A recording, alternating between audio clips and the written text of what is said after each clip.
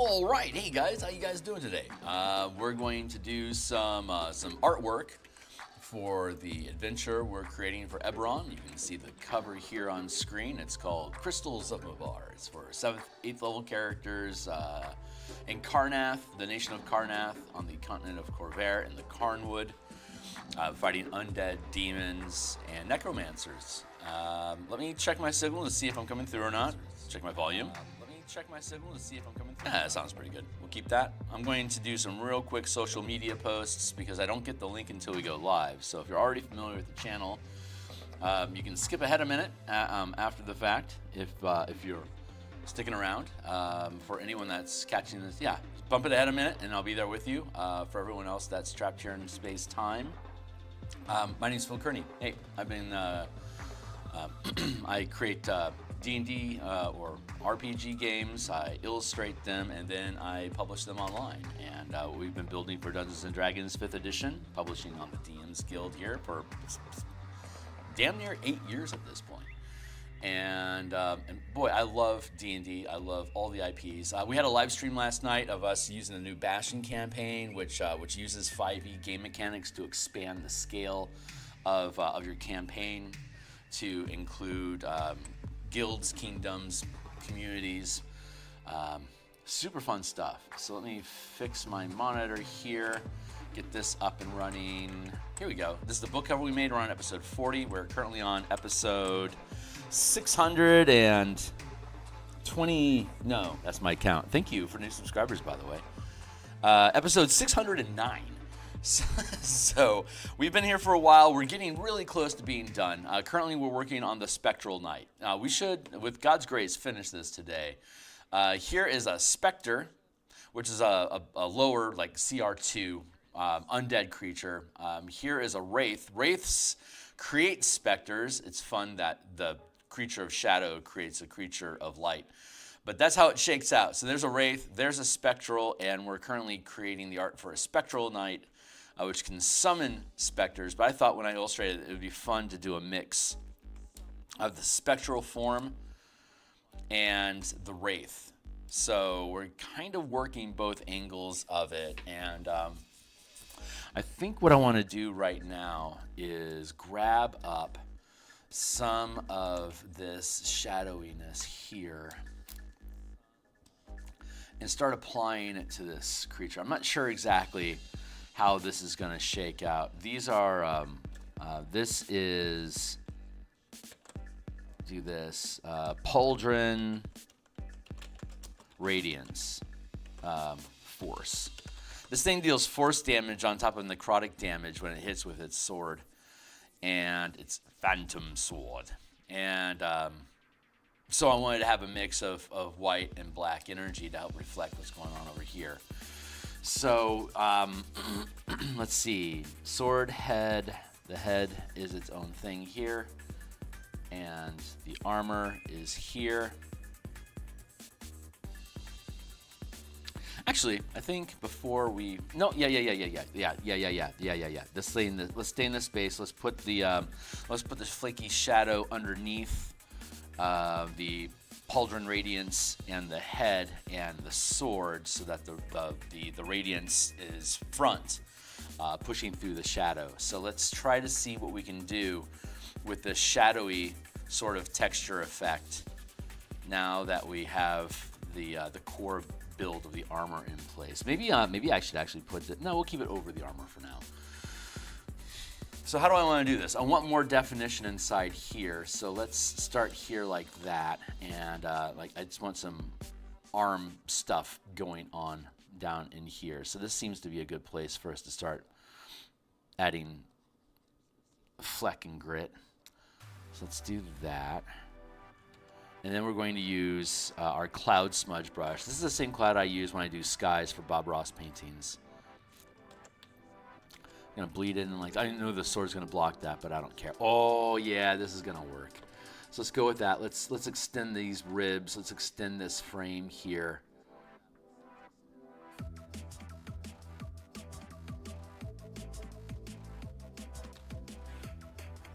To bridge and make a connection here. I think that's going to end up looking really cool. So this is the kind of stuff that we're going to be doing today, and I anticipate finishing this today and then moving on to a new piece tomorrow. And we'll just randomly pick whichever piece we're going to do. Well, hey, what's up, Def? Have you done chainmail? That's fun. It is, and we may end up creating a chainmail type texture when we get down in here. I actually have a chainmail brush, I think. I don't know if I included it in the kit that's on my Patreon or not, but yeah, I have a chainmail brush, so that's a fun idea. We'll get into that. Why? That's why. Okay, cool.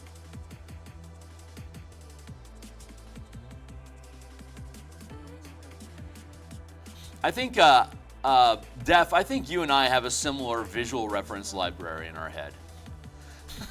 Because we seem to have the same intuitive leaps about what would look cool.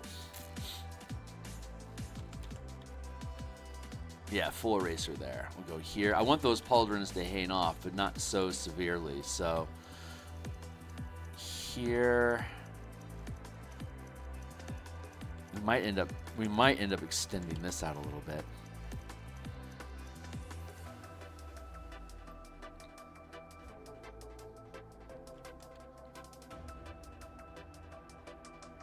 Yeah, that's actually something I need to do. Here, drop that in. And then the pauldron force.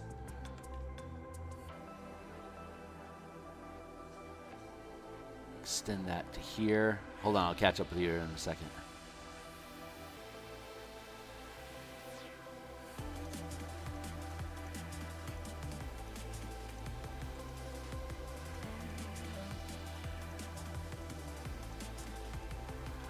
There. I see text. Hold on. I'm fighting with this curve. Good enough. The savages. Let's delete that. Let's duplicate this. Press enter, dude. Thank you. And now we're going to go to filters, blur, Gaussian blur. Okay, there it is. Hey, what's up? That's why I don't mind saying this. Right on, man. It is welcome. It is always welcome. I don't always go with every suggestion, but when they're good, I'm in alignment with them. Sometimes you can come up with ideas that I haven't thought of, and those are great days. And I am on the wrong layer, Chief.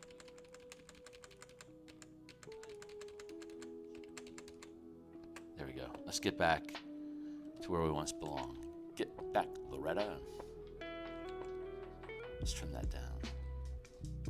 Here. Yeah, we'll start like this and see where it takes us. Smudge that in a little bit, just to blend it into the pauldrons that already exist.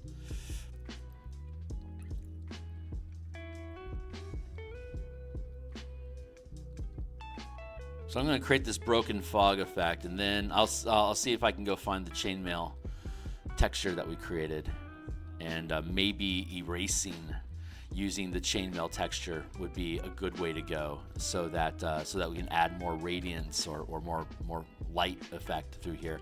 I keep calling it radiance because it radiates, but I mean radiance is a damage type in D&D, often associated with divinity or good. That's not necessarily what I want to have going on with this and be like this monster. I don't want that implication, so I'm using that term wrong. That's my bad. There we go. Hey, what's up? How long it's gonna take you to circle on the way back it through? True, because it might not be right for the moment, but it might be right overall. Let's see.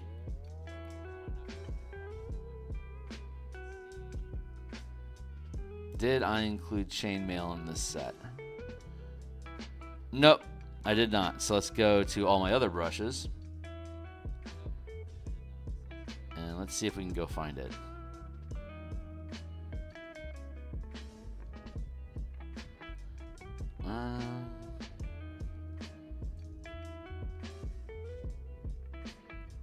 Let's kick all the way down to the bottom and see if I can scroll my way up to it. These are all just a bunch of funky shapes that I've created over time. Experimenting with stuff. Nothing yet.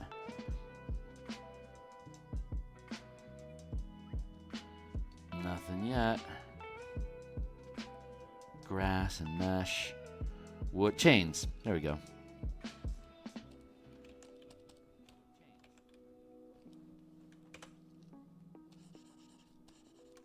Okay, for reference, this is what this one looks like.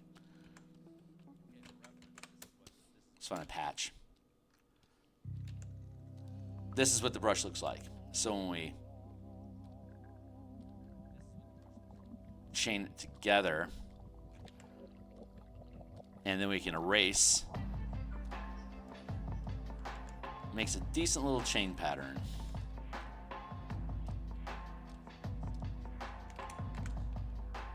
It's a decent little texture. It's not perfect, but it's fast and it's easy, which has its merits. So let's see about taking this. Let's duplicate this. Let's just see if it has a good feel to it. And if it does, we'll drape it down underneath the breastplate into the descending smoke to look like disintegration, like Tron style disintegration.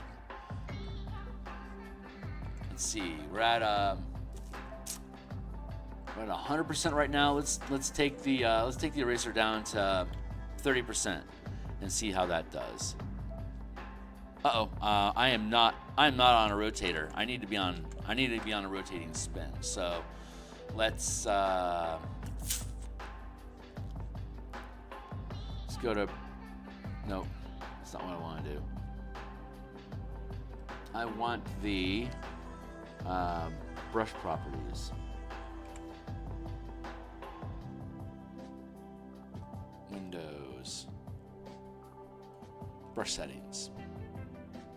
So we're going to go to shapes and dynamics, and we're going to turn on brush projector. See how it changed the curve?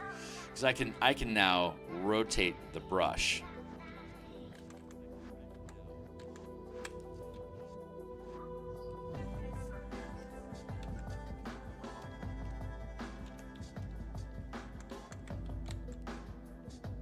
There. Now I can erase with the brush.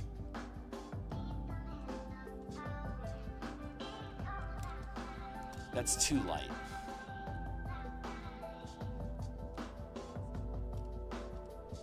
But it's a decent pattern. I think it's the right choice. Hey, what's up?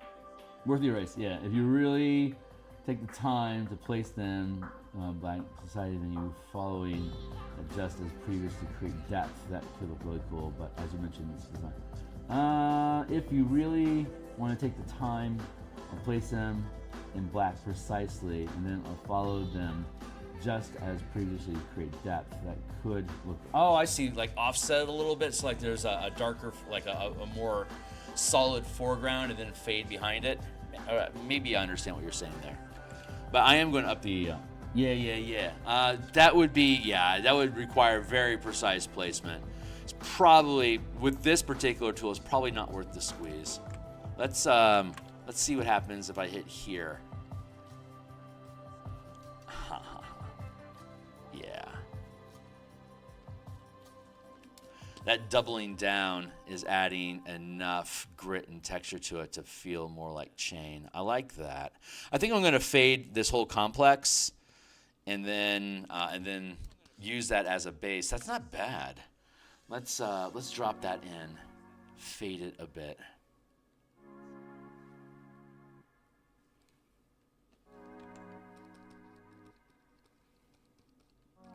Yeah, me too. Now I'll break that down here like that a little bit.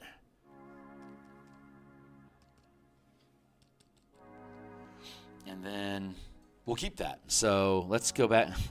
Let's just go back in here and. Oh, the layer itself, I dropped it right. Well, now I have it at 100% and it still looks pretty good. All right, let's stay in this space for now. And now we're going to, let's just start with the chain pattern as our art. And now I definitely want to drop this. We're going to call this group here chain. And I'm going to drop it under the armor. Probably where it should have been in the first place. Now it's not going to get in the way of weapons and shit. So let's keep dropping this in here.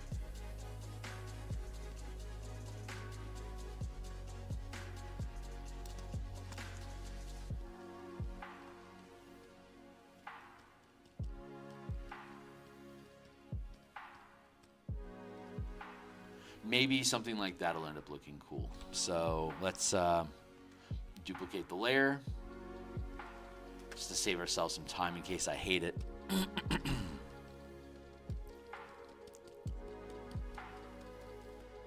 Just dot at it, just making a little pattern, nothing specific. Erasing slightly. It's like what, 30? Yeah, it's 30% erase. When you get super close, it looks kind of shitty, but this is a scale of the page. Again, for those that aren't familiar, this is a 16 by 9 format that we're using. It fits in your vertical. The device is a full page vertically like this, and each individual column is also a 16 by 9 space. So you can, once it's published as a PDF, you can look at one page at a time or one column at a time. Works great on a phone. It's a 12-point font, so it's generous and easy to read. I use the widescreen monitor, of course, and a tablet display that you can just drop behind your DM screen and just flip from page to page. And we're adding navigation buttons here at the bottom. This isn't the final format. I'll be building that frame here soon, but table of contents, and then running the adventure, part 1, region A, region B, and then part 2. And then these are wrong. Region A, region B, region C, and then part 3. Table of contents, running the adventure. Oh yeah, deputized, the plot hook, and then part 1, and then A, B. Yeah, part 2, A, B, C, and then there is no D. Part 3, and then that area in the Nexus, and then Appendix 1, Appendix 2, Appendix A, B, and C. So we'll have icons for each of these. We've been building icons for each region. So we'll be able to have that feed in here. And these will be navigation buttons. So like if I press click here, that'll take us to region A in part 1, to the front map of that village. And then the village itself, each area inside the village, you can click on that and it'll bounce you to that location inside the document. So that's how it works. PDFs, they're super fun. You could map out, if you really wanted to, you could do a mystery search type game on a PDF. That when you find the clue, that will then kind of like those clue games on mobile and stuff, where you trace your finger around looking for the object. That if you click it, it's an item that you need to help solve your mystery. You can do those in PDFs. By having a search, and when you find the mouse over, you can click on that object, and then it'll take you to that page further back in the document that describes what that thing is. And in this adventure, that thing is the room to that dungeon. But you could have just an illustration of stuff, and then have specific hyperlinks that bounce deeper into the document to where that thing is described. PDFs are incredibly flexible devices, or formats that I really, really like. And since I don't currently print books, I don't see color, so it's difficult for me to do color, color corrections and stuff like that. When I get a proof back, I'm like, okay, I guess it looks right to me. So I don't bother with print. I just stay PDF. And since I'm operating inside of that medium, why not build the document for that medium instead of being I didn't print my book apologist. No, I'm specifically building in the PDF format so that I can create hyperlinks to make it easy to use my adventure behind a screen in person if you're playing in person at the table. But if you're online, you can just have it set up as a sideboard or still have a tablet, and you like have your main Roll20 screen here, and you're doing all your stuff, but you can keep the tablet off to the side and easily be able to flip around and navigate with it by pressing buttons, taking you to the information that you need, while on Roll20 you're navigating to where you put the map in your folders. So that's the idea. And I really like how this is panning out.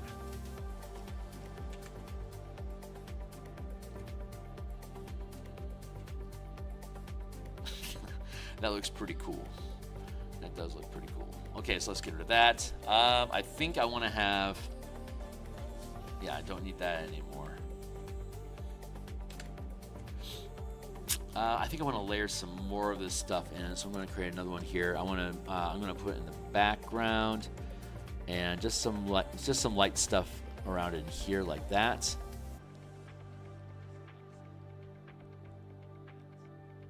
And then I want to have texture inside here. That radiance internal is just very overwhelming, but I'm okay with that. And then I think I want to have a little bit poking out through here. Why is that in front? Oh, because the bracers are partially erased. That's how I did that. Okay, no, this is good. Hey, what's up? Orbit?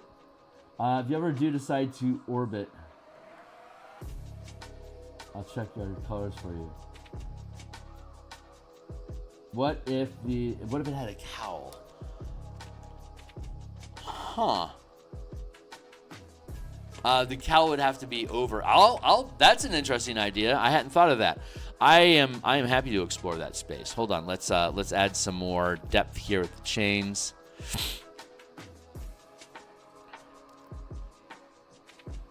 Yeah, and then we'll erase at it. Thanks for the offer, by the way. Not to lose the script here. I appreciate the offer. We'll see where fate takes us. But yeah, I don't want to be reliant on other people for the artwork that I produce. So that kind of limits me to being in the digital space. It's because I'm a paranoid control freak. It's nothing personal. I swear.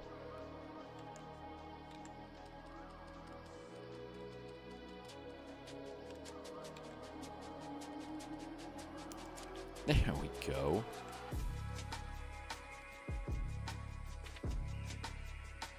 Let's raise that up a little bit. Let's raise this up a little bit. And now back to this. Erase into there. Erase into there. Then I'm going to fade that out here.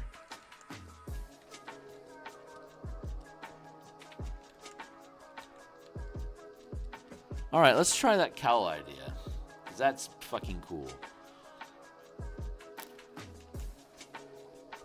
I only want to use it because of disintegration. I only want to use the chain pattern, of course, but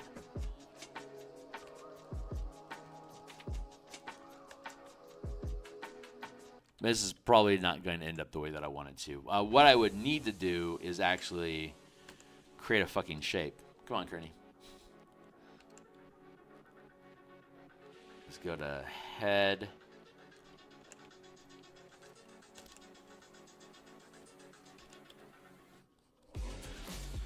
Adobe is insisting that they have a new version I haven't downloaded yet, and they keep pushing me to do it, and I am afraid they're going to fuck up all my shit if I do. So I do not trust. I love Adobe. I don't trust Adobe.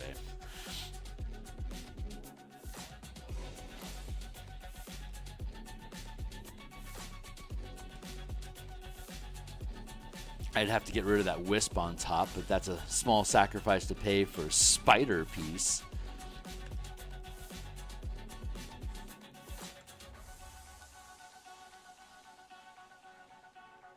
Oh, that could be cool.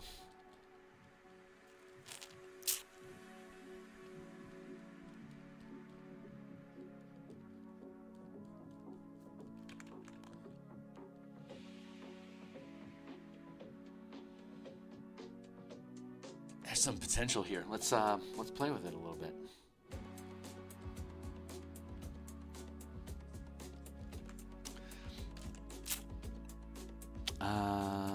Let's go back to our chainmail brush.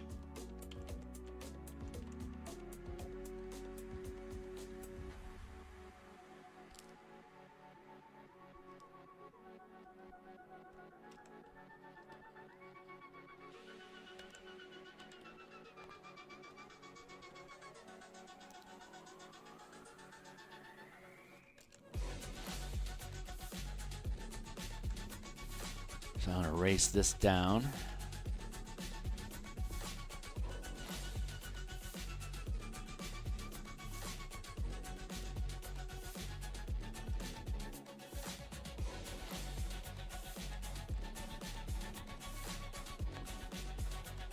I don't know. I like the process of creating this, but I don't know if it's right for the piece.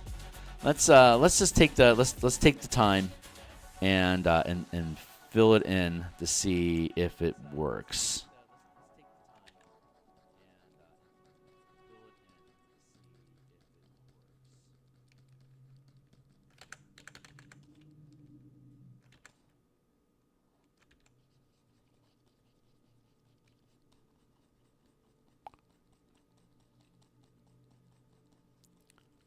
I could see this being right.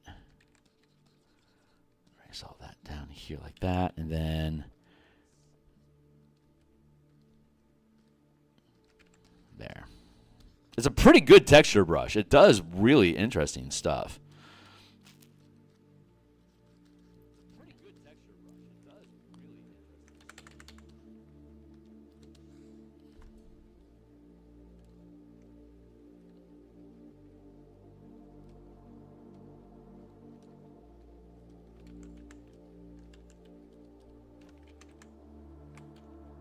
Where's my tools?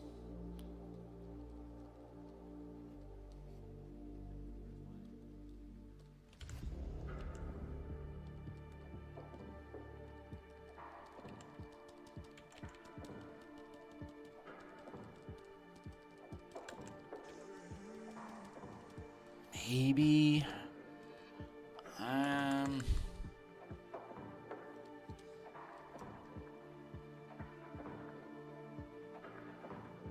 not 100% on that. It's not horrible. I think. Coif. I think I like it without better.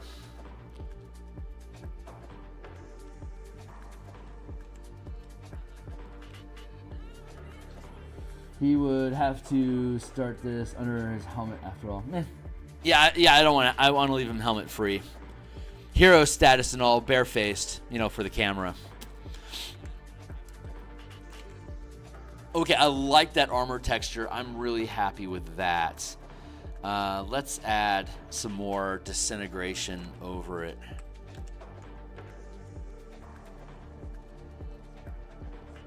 And we'll probably switch to just a normal round brush for this portion. But I'll keep the chain. There's that and that. We need to fade this out. There.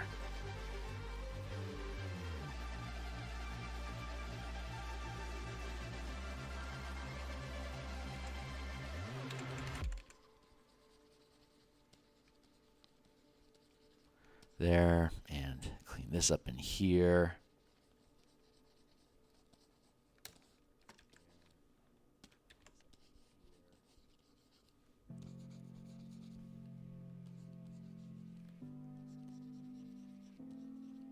Oops.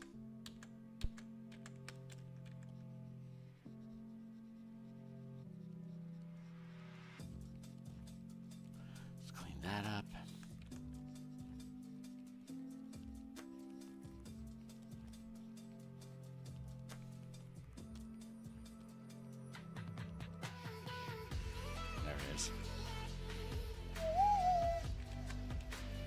Hold on, I see text. I'll catch up with you in a sec.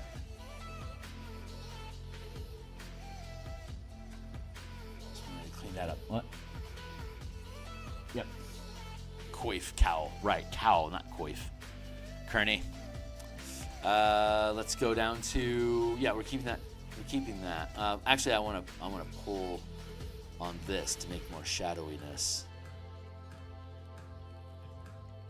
Oh, I think this is going to end up working out.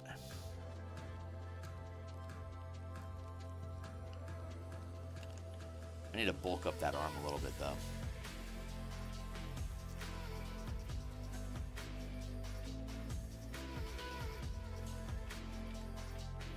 All right, I'll concede. Let's go back to the chain brush.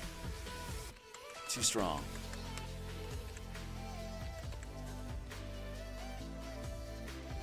There.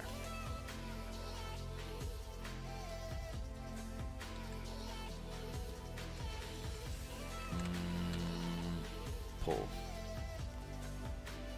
All right, we're almost there. We'll get to the sword here in a few. Fun explorations, though. I like playing. Textures are everything, man. If you can play around and find cool textures on stuff, it definitely improves the quality of your piece, bar none.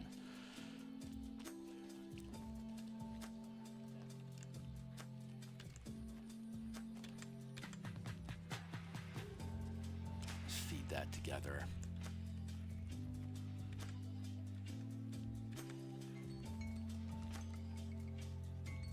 I got like, what, 40 minutes left? 50.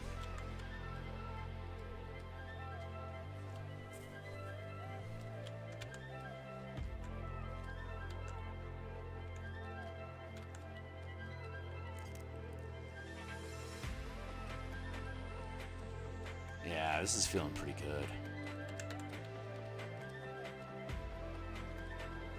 Hey, what's up? 100%. Cheers.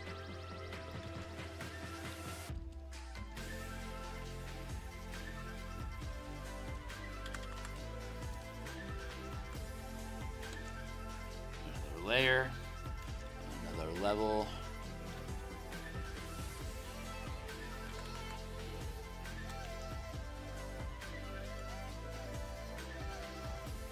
Okay, now let's be bold and add these together. Duplicate, merge.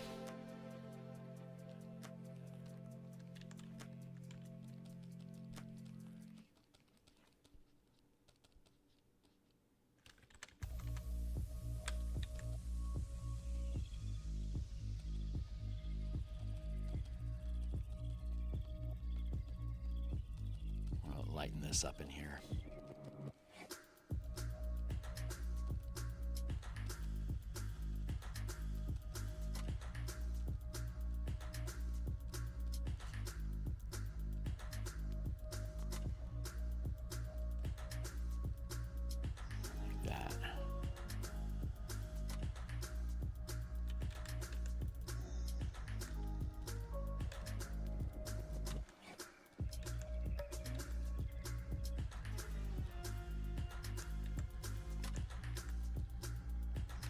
Get that all smoothed in here. There we go. That feels pretty good. Drop in some stuff there.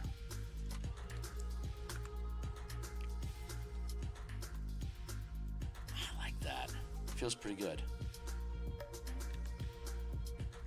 Yes. Okay. Cool. Now let's add in the radiance of the sword, and I think the force effect here will help push back all the shadow stuff. I think this is going to end up looking really, really nice. So let's drop it in there, and yeah, I think that works. What's up? Yeah. Thank you. Thank you. I might be able to do some drip or something on the outside here, but nah. I think it's sitting pretty good. So let's just get into the sword and hope that we're able to pull this off.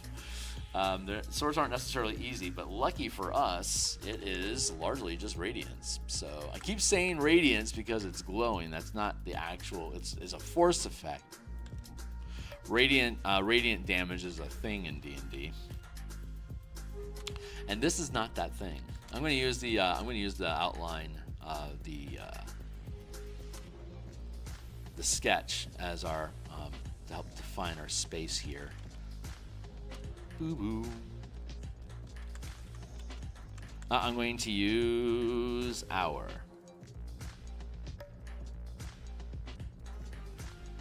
I'm going to scroll down here a little bit and close up shop on the rest of these folders. Blop. There, get our guitar pick.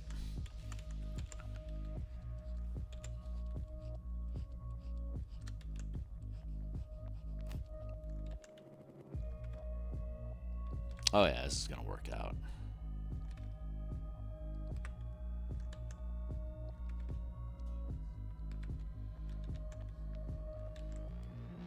Circle gets a square, 100%.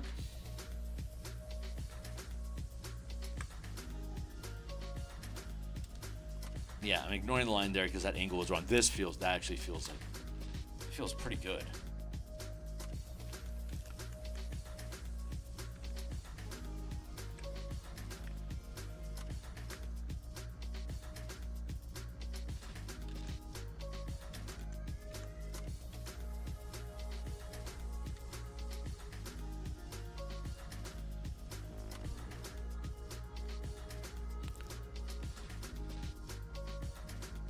Let's curl this off.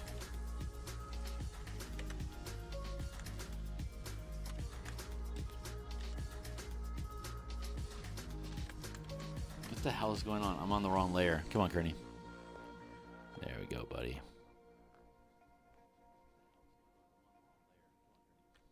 Too much.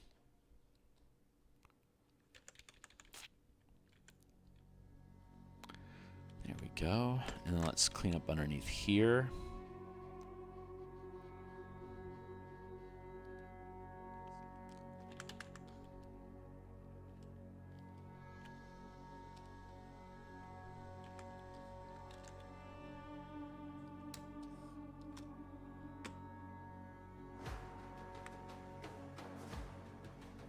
Let's go like that.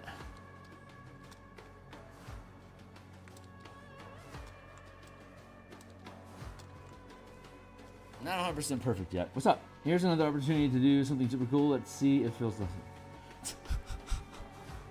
Probably not. I mean, I'm going to make the sword glow, but who knows?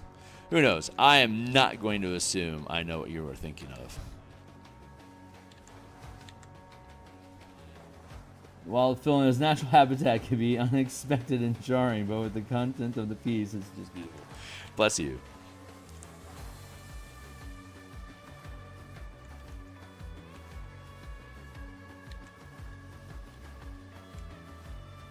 Next week, I make my monthly mecca down to downtown Seattle to spend time in the corporate office for a day, doing team meetings and team building exercises and all the bloody blah. That'll be Wednesday the 17th. So if everything goes as intended, I will have a video talking about using choosing colors and stuff as a colorblind artist.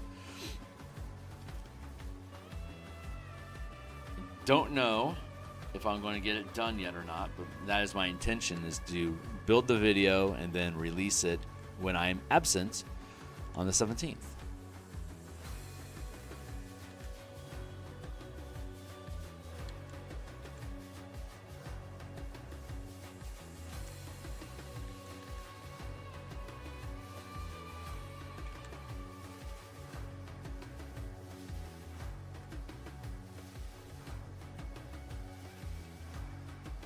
That.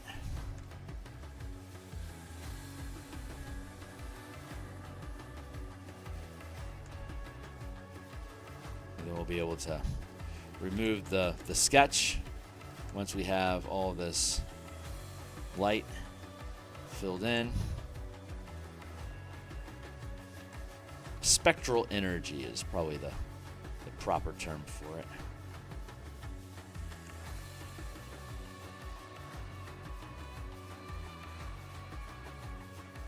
There, like that.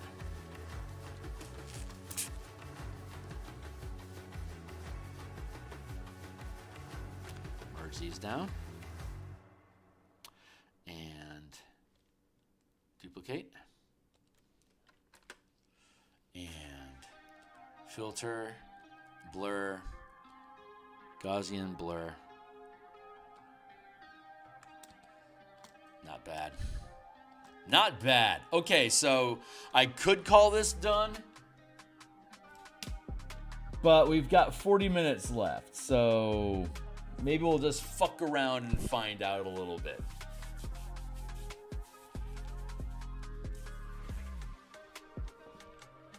Sup? Well, hey, D. Deathlinger art. Nice. Welcome to the mix, man. I'm kind of sporadic on looking at stuff. My apologies.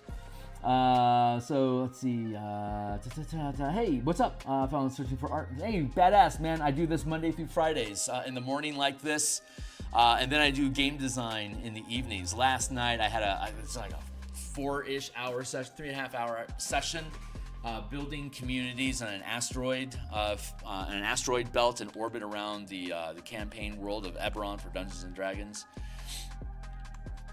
That was a fuckload of fun. I love the Bastion system that we've been developing here. It's been so much fun.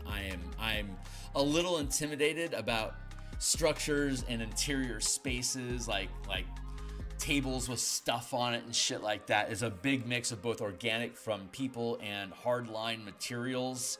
That's going to be a fun book to illustrate, and I think it's going to help push my skill set a little bit.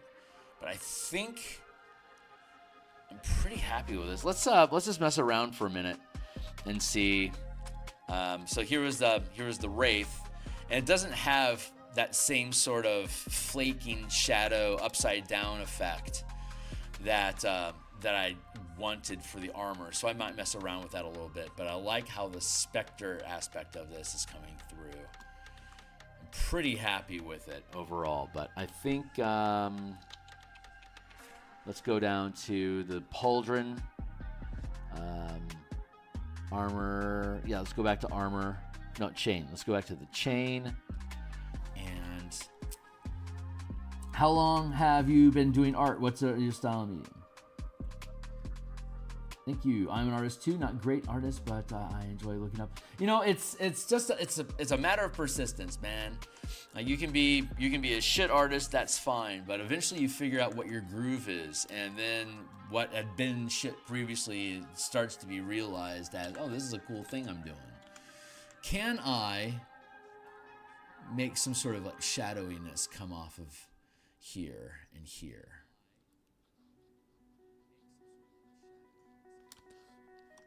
Might this look cool? It might. Let's play with this. If I like this, we'll build on it. If I don't like it, we'll ditch it and probably just move on to the next piece. Probably what'll end up happening.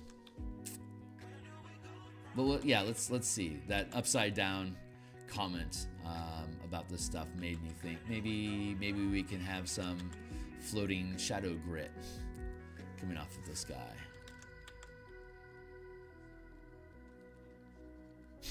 What's the Adventure Time quote? Sucking at something is the first step to getting good at something.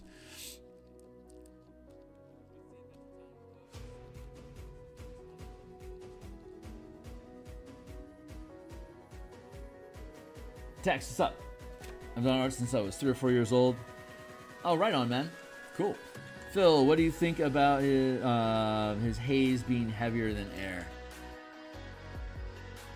I don't think I understand that question. Can you word that a different way?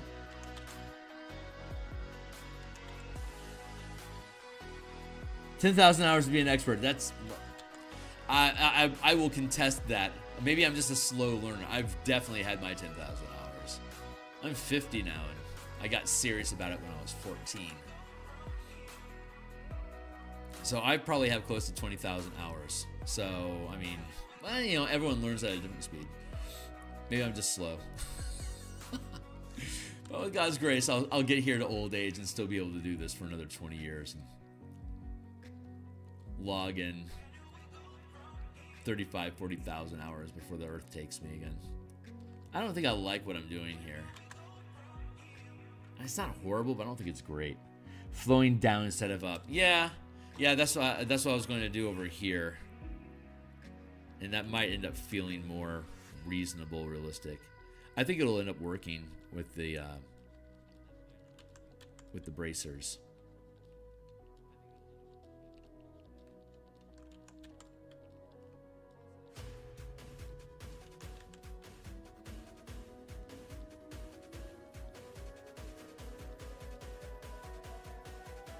But yeah, absolutely. Yeah, the up effect isn't working. The down effect is good.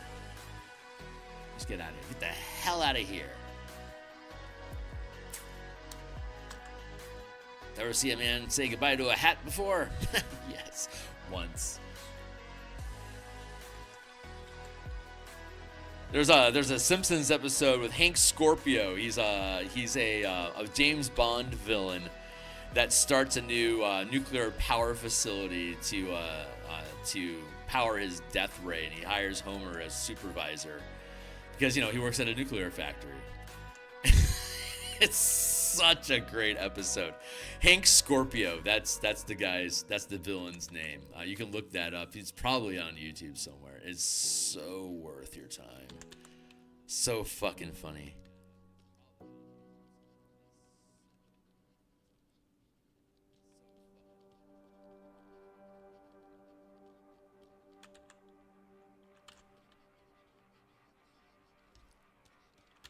Oops. Too much there, Kearney. Let's back it up a little bit here. There we go. Hey, what's up? 1619 at a time. I don't keep track of my age. Fair. Zone existence. Melting into the cosmos, becoming just an intention. I like this. This feels pretty good. I tell you what, man, when we finish this adventure, I've got like maybe 5 more monsters to do after this, and then we have some like corner filigree type stuff, and then I'll probably still need a couple weeks to actually build the thing. I'm not going to build the thing here online. When I run out of assets to paint for this, and I'm on the back end building it out, I will be doing Bob Ross paintings here instead. I'm going to do a massive palette cleanser and soul cleanse and make some happy trees and shit for a while. My heart needs it.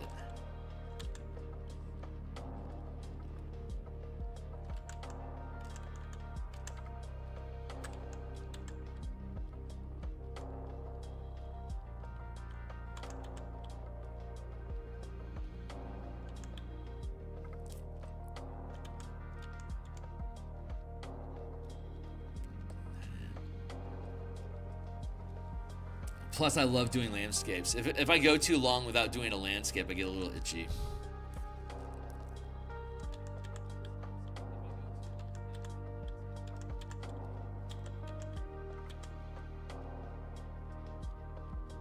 Yeah, back in 2017, I spent a year doing about 120 different Bob Ross paintings in Photoshop, figuring out the different brushes and the techniques and stuff to duplicate how he does his painting, and it turned out pretty good.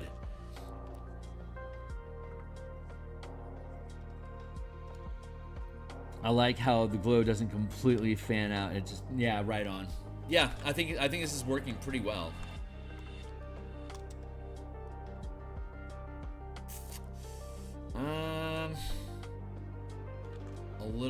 A little bit up in here. Oops, wrong color. Let's go like this.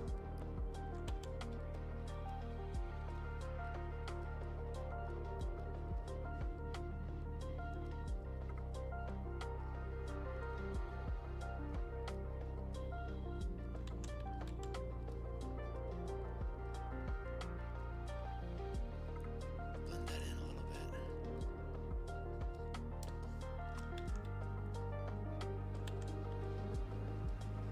Fade that, and then I don't want to use an eraser right now. Just keep blending. Blend to win, Kearney. Blend to win. Yeah, we can do drips down here. That'll feel good.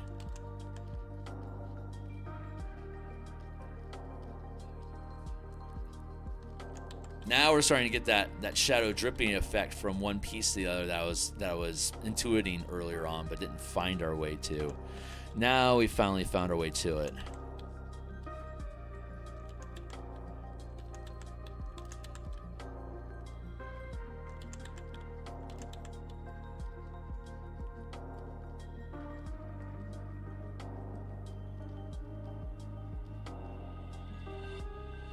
Something like that.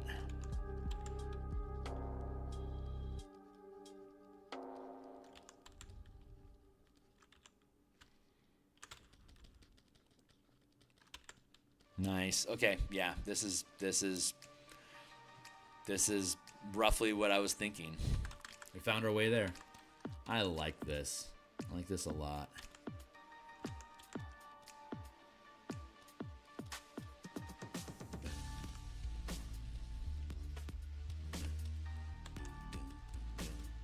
There we go. Have that drip down. Good morning, folks.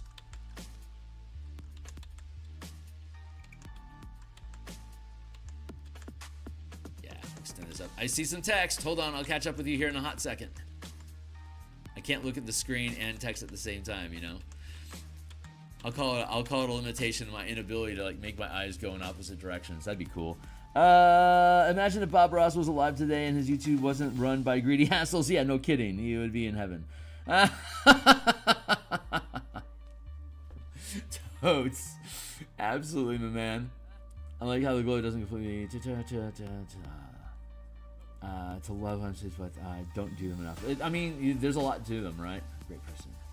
Yeah, I love. Yeah, I was watching Bob Ross, the actual like the first airings of Bob Ross episodes back in the '80s, and I would watch them on Saturday morning. Like at 6:30, I would wake up and start playing with Legos in the family room in front of the TV. And I would stick around. I'd watch an episode of Bob Ross, and then, God, it was like the Great Space Coaster would come on, which was an absolute shit show, and I hated it. But I had to wait for it because at 7:30, Dungeons and Dragons would come on, and I loved the D&D cartoon when I was a little kid. I didn't even know there was a game. I found out there was a Dungeons and Dragons game when I was 12, when my parents said, "Happy birthday, son. We found a game called Dungeons and Dragons. It's the same thing as that cartoon you loved. So, here." And I fell in love and immediately tanked my grades playing D&D. And got me into artwork and became just a lifelong passion. So I started DMing when I was 13.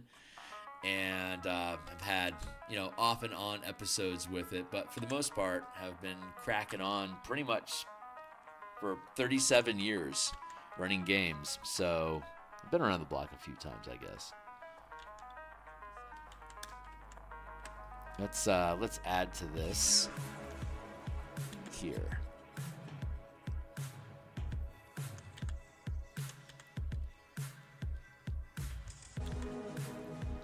Have that bleed out into the space a little bit. We're just whinging on details right now. Technically, the thing is done. We're just basically doing victory laps right now.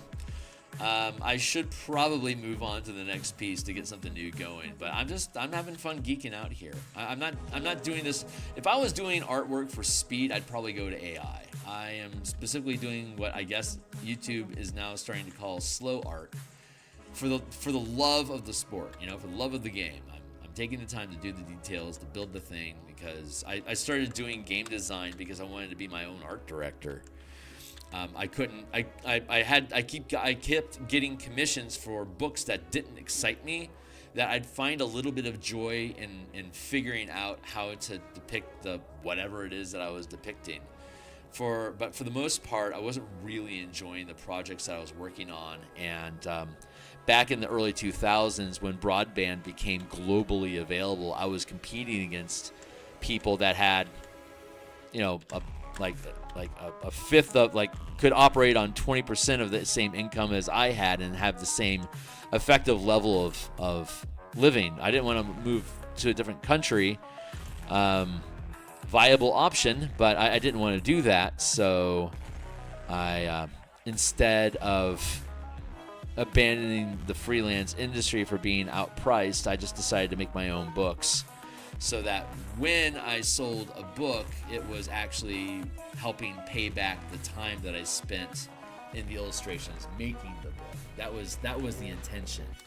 And now I make books because I absolutely fucking love making books and illustrating them. It's so fun, like these PDFs, building the book out to have like navigation touchscreen and stuff like that. It's so fun building books. I love it. I love it. I mean PDFs, but shut up. I see text. Hold on. I feel like this should probably be covered over.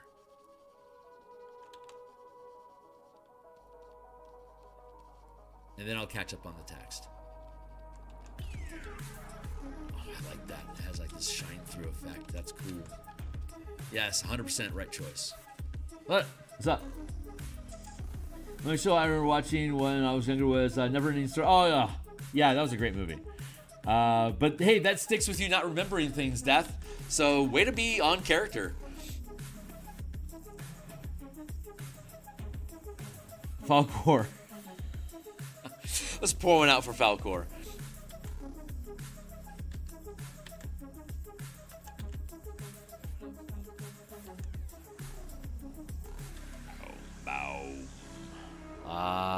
That is the head giving us some grief. There it is. Let's trim up this radiance in here a little.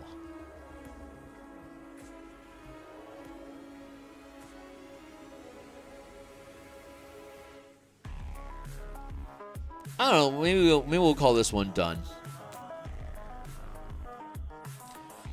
There's plenty of illustrations that need love.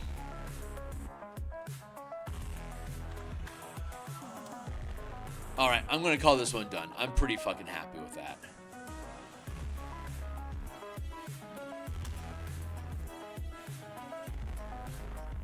Yeah, that's good. Here's the Spectre. Here's the Shambling Mound that we created. Love this little guy. He's so much fun. Let's stitch that up. And Spectral Knight. Stitch that up. And then here, this page is now done. I can put a lock on this one for now. And I'll hit save. And let's go to our to-do list. And we can scratch off the Spectral Knight. And okay, let's it's more. What time is it? It's 7:27. I've still got a solid 20 some odd minutes, so let's get into the next piece. I'm gonna take a quick coffee break here. When drinking coffee, to avoid kidney stones and stuff like that, 1 drink of water for 1 drink of coffee, and then drink another shot of coffee, shot of water. Water, coffee, water. 2 waters per 1 coffee. What's up? Hey, right on, Def. Love to hear it. Does anyone here support AI by any chance? Just asking because if you are anti-AI, I would be more... I mean, you can watch the past 2,000 hours of me streaming and see me do things meticulously and painfully by hand. So yeah, I'm not a fan of AI. I understand how AI works and I understand why people use it, but I got into art because I didn't get into art because I want to make money. I got into art because I fucking love art and I have to do it. So, and I just happened to find a way for me to be able to monetize it through the books that I sell. I've got a stack of them linked in the description down below, and the books that I publish that have my name on them, like published, like publisher Phil or like created by Phil, always have 100% free previews, so you can read through the entire book, look at all the artwork, look at the ideas, and then you buy the book because you want me to keep doing stuff, or you want to basically vote, I want more of this shit. And that will affect my decision. But yes, I'm very, very happy with this guy. So I'm going to go ahead and keep that. Here's our Ultraloth and our Sturge. Like we made this Sturge. I'm still really happy with this Sturge. Here's the reference for the Ultraloth from the D&D Monster Manual. And so we have a lot of space here. I wasn't just going to copy paste the same pose. I wanted to come up with my own. Plus, I think this looks more aggressive. I don't think I want to work in this space right now. I think here's a Revenant that we created.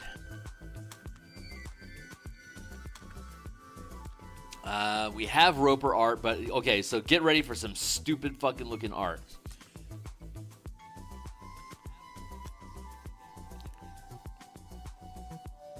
Here's the Roper that we made. That is absolutely stupid. It doesn't match the tone of other stuff that I've made. I hate it. I'm going to destroy that and replace it.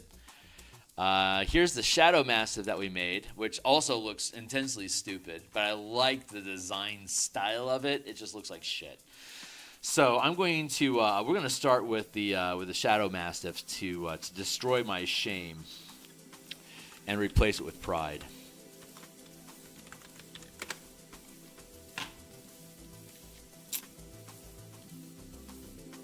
I'm just going to start this one over from scratch.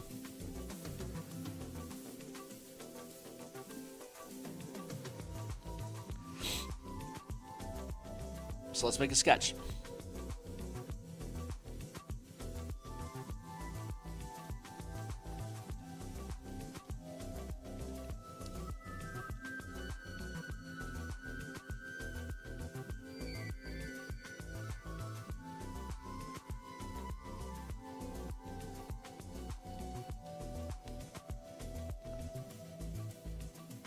Something more like that, maybe. Let's go to 0.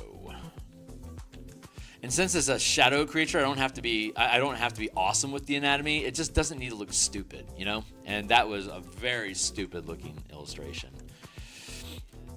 I did these monster illustrations first before any of the other artwork that we put into the book. And as we continued creating art for the book, a style started to kind of emerge. And now we're circling back around to the monster tokens that we created to help make them align better with the style that developed. Give them a little bit more of a sinister flair.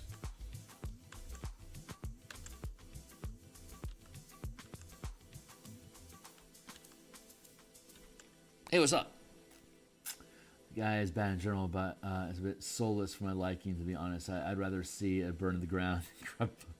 I have a card game that I'm developing, 300 cards. If I ever want to get into playtesting, AI is my only option. So I have so many projects. Yeah, no kidding, right?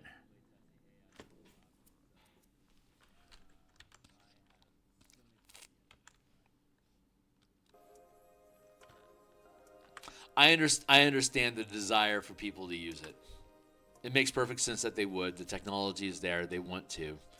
But it's not that it's not so much that AI is soulless. It's that its application is immediately to exploit. The first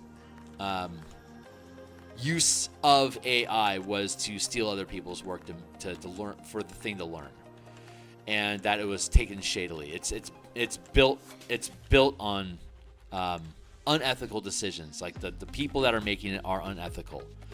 So that means that the technology itself is going to end up being unethical. It is going to carry the soul of its creators with it. It's going to inherit the sins of its father, as it were. And they are all...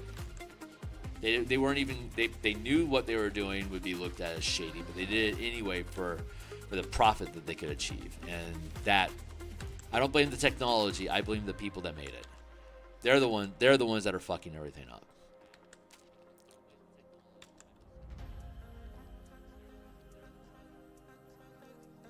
The technology is just a reflection of those that created it.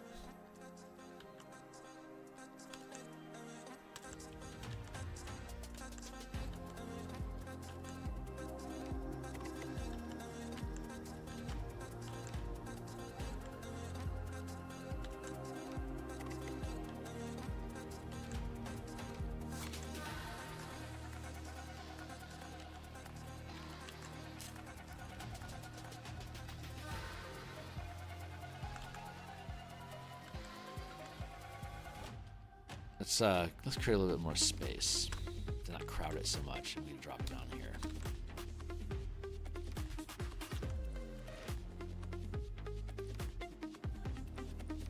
Yeah, I'm pretty good with that as an overall frame idea. Let's go with that and start fucking around. Let's fuck around and find out, huh? That's what we do around here.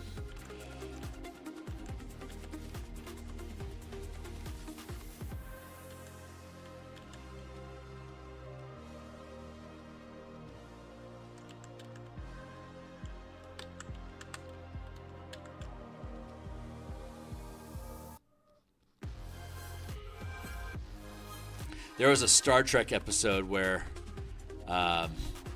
Wesley, Star Trek New Generation, Wesley, the kid apprentice on the show, the kid apprentice type character. He was given a device. It was a what was it? It was a sculptor's tool. And so they gave him a block of stone and they said, imagine something and hold that thought in your memory and press this button. And so he looked like he was concentrating for a second because he's an actor. And then he pressed the button and the stone melted away and there was a porpoise, a statue of a porpoise cresting out of a wave. It was a cool sculpture, but the alien that gave them the technology said something like not allowing your body to get in the way of limitation for what you can imagine. And so the challenge there was to hold the thought, a solid enough thought to crystallize so that you could sculpt from it. But I don't do art that way. The way that I do art is I have an inkling of an idea, like I want a shadow dog, but I'm not dictating what that shadow dog would look like. I'm allowing autonomic control, just reflexes, to basically start filling in the shape of what the dog is without me having any real conscious thought about what's going on during that process. So I'm just talking. And the more I talk like this, the more I can pontificate and rant about shit, the less consciousness I'm actually investing into the art that I'm creating. So it becomes more and more of an instinct of what I'm creating here than it is an intention. So like that type of technology wouldn't work for me. So, but it was interesting that Star Trek was talking about the AI creation process with this alien technology of being able to manifest what you visualize. Where we're at right now is the prompt that we have is like, hey, reference a bunch of stolen images that have something to do with like a girl in the rain with an umbrella. And so it'll go off and it'll steal a whole bunch of umbrella girl art and then try to cobble it together. Like, is this what you're talking about? I'm like, yes, that is what we are talking about. But it's only going to get better. And at some point, I'm probably going to look at it like the sidekick AI that'll be in Photoshop. It'll be like for that shadow statue we just did. I would probably be able to do like, see what I'm doing here? Texture it like that, and be able to fill it in like a conversation. And I don't. And I respect that level of degree, like being able to instantly recognize your style and being able to replicate it and just basically like fill in the pieces while I focus on other things that are going on. Like, hey, fill in the texture behind me as I'm moving through this piece. But that would be a more, I think, efficient, ethical way for me to be able to do this with AI. But at the same time, if I did it that way, I don't think I think I would have a less sense of satisfaction. And I don't know. I'm trying to think, how can the technology actually be used and feel good? And it's a stretch. It's always a fucking stretch. Like if I enjoy doing art, am I going to enjoy handing off pieces of that art to somebody else? I'm such a fucking control freak. with everything that I do in building these books. I can't imagine me finally just saying, "Oh, okay, well, then I'm just going to be completely fine and hand it off to something that can't relate to me." And like that just doesn't feel like it's going to stick.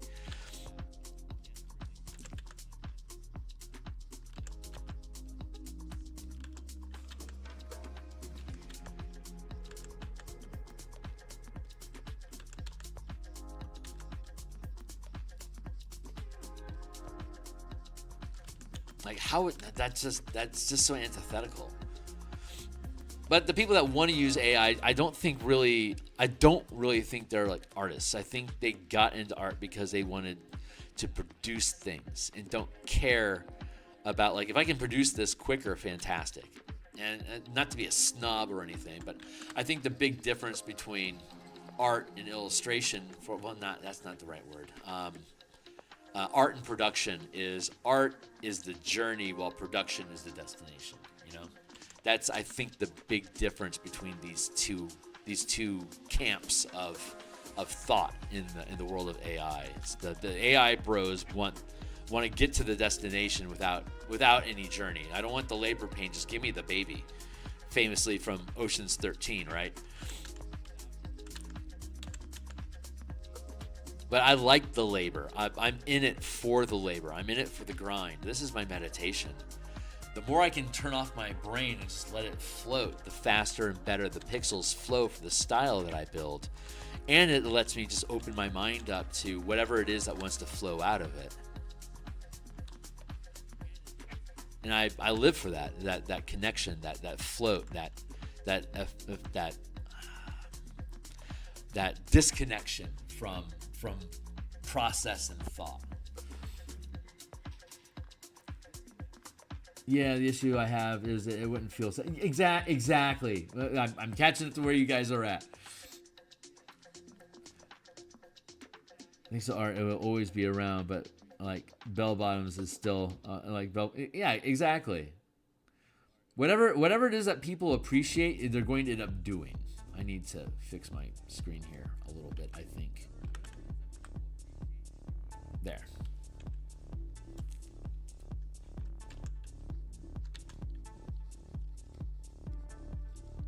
Like, my channel is growing. It's not fast, but it's growing. And I think that's because people are actually interested in the craftsmanship of art. And all modesty aside, I think I do a decent job displaying that type of stuff. And I also like the conversations and being able to art out and talk about stuff and have cohesive conversations and philosophize, as it was, I think has value, but more so than anything else, it's just the production process. And so I think there's just a natural hunger in people to see how things manifest. They like to see things come to fruition. They like to see the process. Like, how did this occur? And you don't really get that with AI. There is no flow of consciousness. There is no decision making that's happening. There's no like, it's a blur of pixels and then it snaps into focus, you know? And although my process is somewhat like that as well, it's just like we can actually see what is actually happening and like literally mapping out the movement of the brushes into the piece. And it's a very different vibe than what AI is capable of providing. Until, of course, they completely change how AI works and it becomes like, hey, paint me a picture, and then it'll actually, as fast or slow as you want, be able to map out all the pixel strokes that it will take that duplicate Rembrandt's style. Paint me Tiamat the dragon in Rembrandt style. And it'll be able to actually render out the layering, the sketching, the undercoating, the highlights, all that stuff. It'll actually be able to process all of that. And then even slow art can be AI generated. I'm sure that, I mean, if we can generate movies, why wouldn't we be able to generate a movie that is the creation of this piece of art from beginning to end? Like, it'll happen.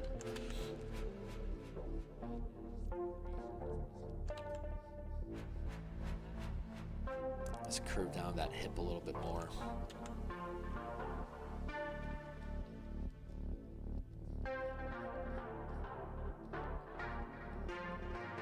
Now, the idea of introducing flaws and backtracking and corrections and reconsiderations, that's going to be weird if that gets into AI, because it's intentionally being it's almost like if like in chess AI, like chess.com. I'm a chess enthusiast. I'm horrible at it, but I am a chess enthusiast. And when you're playing bots, like PvE, right? You're not playing a human, you're playing a bot. The bot plays perfectly, but depending on the rating that you set it at to challenge you, the bot plays perfectly and then blunders a piece on purpose. And it's like, why the fuck would you blunder that? And it feels unnatural until you go play low ranked people like me, and we hang our queen for no reason because we didn't see the goddamn bishop. It's like, oh, that was absolutely stupid of me to do that.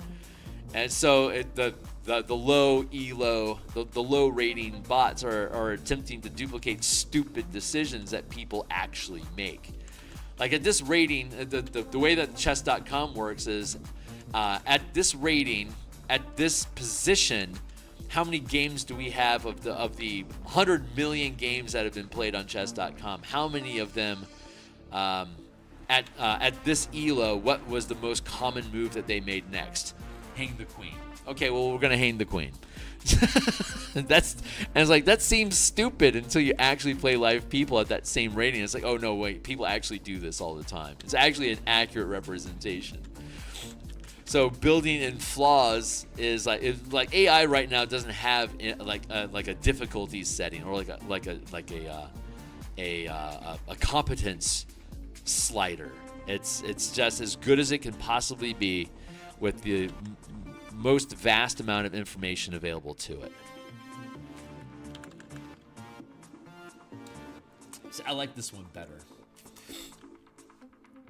I like deep trash. Nice.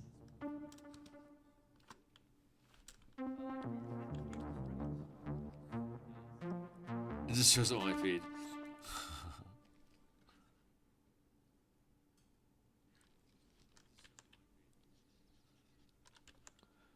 You know, YouTube serves what things you're going to look at. A lot of people look up art because they want to get better at it. Like human anatomy or like how to draw an eye. And then that kind of feeds, oh, this guy likes art, huh? Okay, well, here's some more art.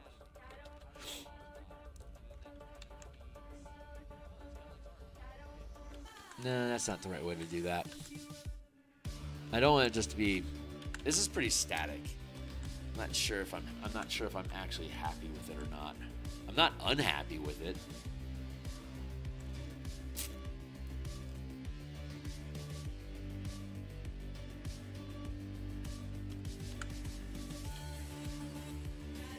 All right, let's start blending stuff down and see what solution just manifests for us.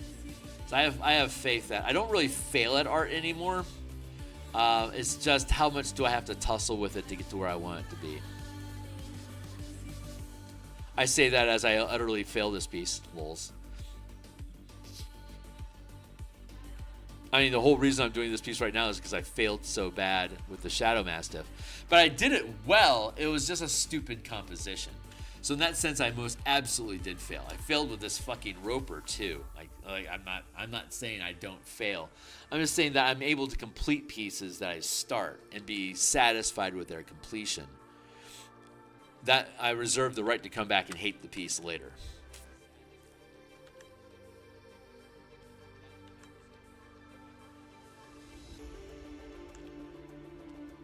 Always reserving rights.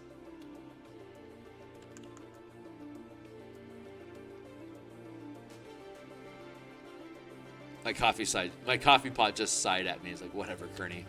I feel ya. Let's go here. And then let's see about some Wisp.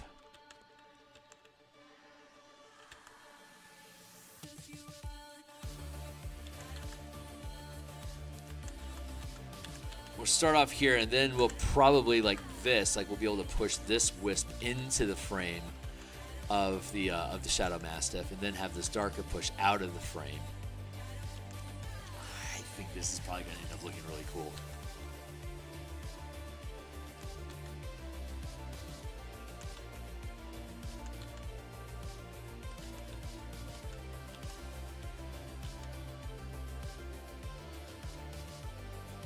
Here's Snopin.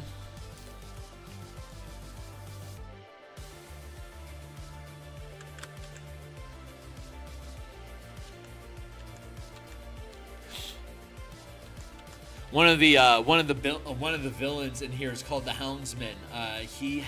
He's an evil ranger that is a beastmaster that has permanent beast sense through any shadow mastiff that's within 1 mile.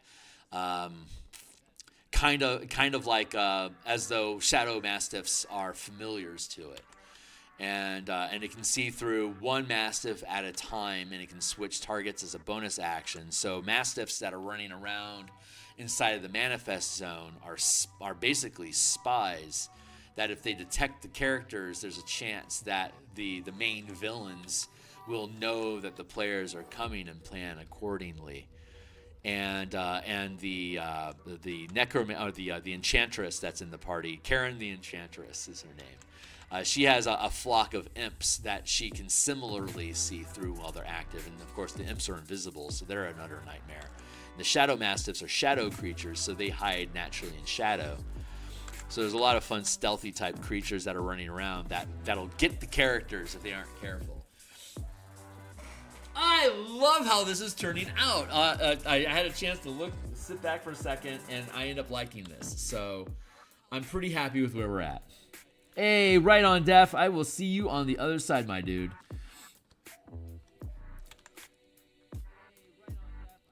Right on, DS. Well, welcome to the mix, my man. You are welcome here, or, free to come and go as you please. You owe me nothing.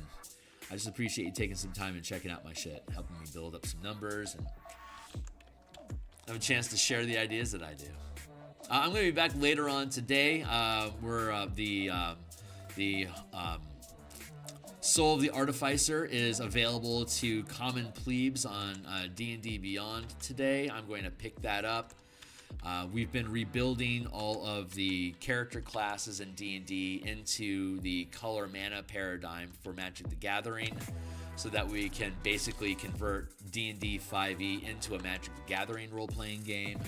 We've converted all of the character classes, all the subclasses, a bunch of the magical equipment, built a martial mana system for non-spellcasters to sling mana anyway, as like boosts and reaction magic sort of things.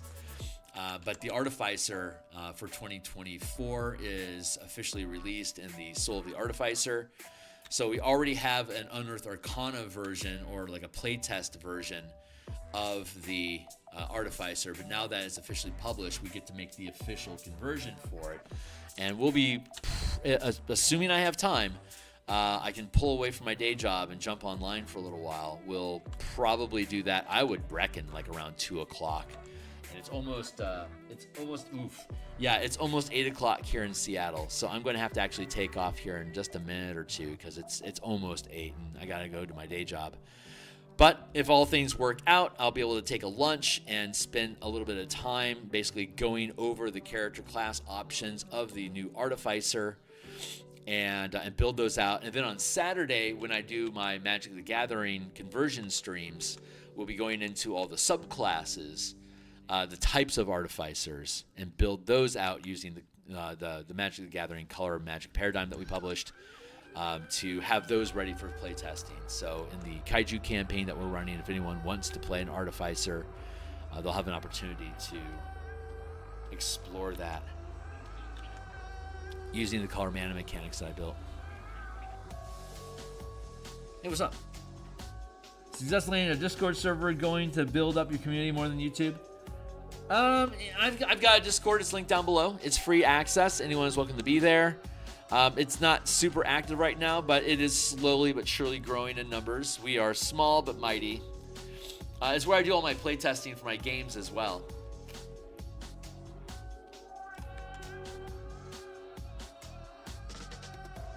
Like we ran a 6-month mega dungeon crawl style campaign to test out some of the mana mechanics for martial characters and half-casters, and that turned out being a lot of fun.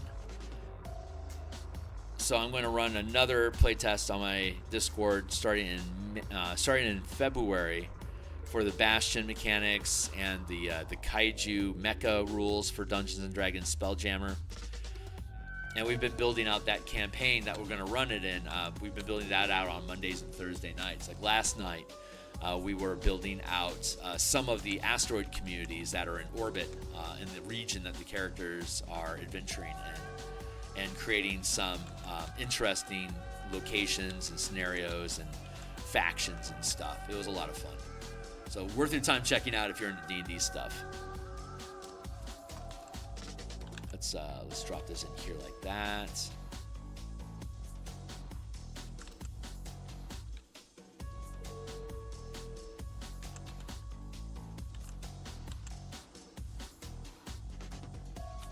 Flush that out a little bit, have it drip.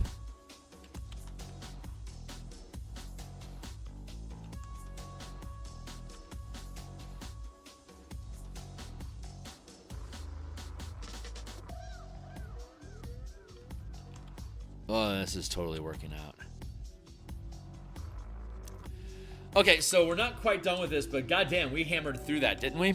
This is turning out to be pretty good. Shadow creatures don't need a ton of detail. They just have to look cool.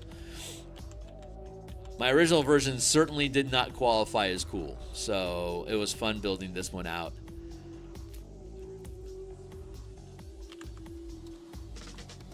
Hell yeah. Okay, so we're going to finish this up. I'm going to go ahead and cut here. This is a good breaking point. We're going to finish this tomorrow and then probably get into the Roper next door. Finish that out. Let's look. I'm going to hit save here real quick, and while that's saving, let's go to our to-do list. So we're currently working on the Shadow Mastiff. We have the Ultraloth we saw. So we have 1, 2, 3, 4, 5, 6 creatures after we finish the Shadow Mastiff. The Shadow Mastiff will be finished tomorrow. For sure, we'll probably jump in onto the Roper after that one. That'll probably take us till Friday, and then next week maybe we'll focus on the Ultraloth and build that out. That'll probably take all week to build the Ultraloth, and then we'll get into and then it'll be Christmas holiday from the 22nd through January 1st. I think I only go to my day job 2 or 3 times. So I'm going to have a good 7 days of vacation time not doing my day job that I'll be able to focus on art. So I'll be able to finish out all these monster tokens. And then we have this texture questions here. There's little spots. Hold on. Let's go find one real quick. Page 67. This is 69 to 85. So let's go ahead and close this one out and open up. Here we go. Page 50 to 68. There's a couple spaces, 58, 64, 76, 67. So here's a page. What the hell are you all about? There we go. So our 16 by 9 format here. These are different regions inside of a flooded dungeon, that's the wretched grotto where things are at. I need to add like lily pads and shit like that inside of these terrain pieces. But this page is, what page is this? Let's go to page 64, I think. Yeah. See, look, we have this gap here at the bottom of the page. And although I don't technically have to do anything with it, I feel like I should fucking do something with this. So I want to add in some space down here, but I'm not sure what that's going to be. It could be like a sketch, or it could just be some, like, I have texture as a question mark. Like do I want to do like just like some random magic items, or like the scene of a room, or I don't know what I'm going to put in this gap down here, but I'm going to have to put something because it looks conspicuously bare. So I'm going to want to flesh that out, and I'm not sure exactly how I'm going to do that. But once I finish this set of monster token illustrations, then we'll go down here and we're going to start playing with those spaces down here to see, just to see what the muse inside my heart decides to place in that space. And so that's going to be a real open-ended, free-flow state of just creating visual objects, something for folks to ponder, I guess. And then here's all the map corrections and cartography stuff that I need to do for the rest of the piece. So I'm gonna hit save here. We're gonna finish the Shadow Mastiff tomorrow and then start in on the Roper. And yeah, everything so far so good, right? Thanks a lot for everyone that's been hanging out. Death, great having a conversation, man. Thank you for the compliment. Appreciate it. I'm really looking forward to having this published and for folks to be able to tool through it. I'm really proud of it. It's a fun adventure. I've ran it multiple times.